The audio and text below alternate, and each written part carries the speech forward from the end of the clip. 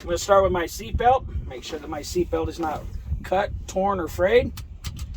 Make sure that it latches properly and unlatches properly. Next, I'm going to do my emergency equipment, starting with my fire extinguisher. My fire extinguisher, to make sure it's properly mounted and secured. It's fully charged in the green, and it has an inspection tag within the date. Next, I'm going to check to make sure that I've got 3 red reflective triangles that are operable and not broken. I'm going to make sure that I have extra fuses and bulbs, 1 for each type of fuse that I have in the truck. Next, I'm going to check my mirrors, make sure that they're not broke or cracked, that they're clean and they're adjusted to my view. Next, I'm going to check my door glass, make sure that it's not broke or cracked, not excessively pitted, no illegal stickers.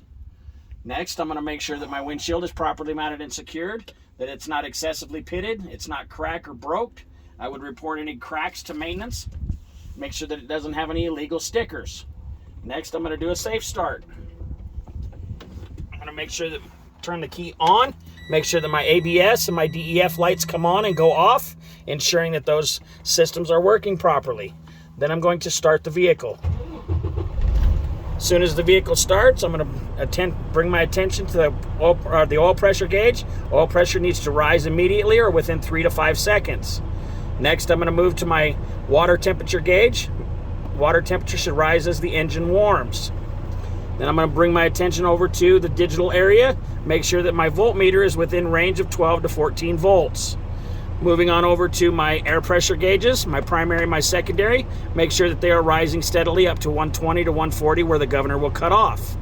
Now, while I'm in this gauge area, I'm going to check my indicator lights, starting with my left turn signal, my right turn signal, my 4-way flashers, my low beams, and then my high beam light.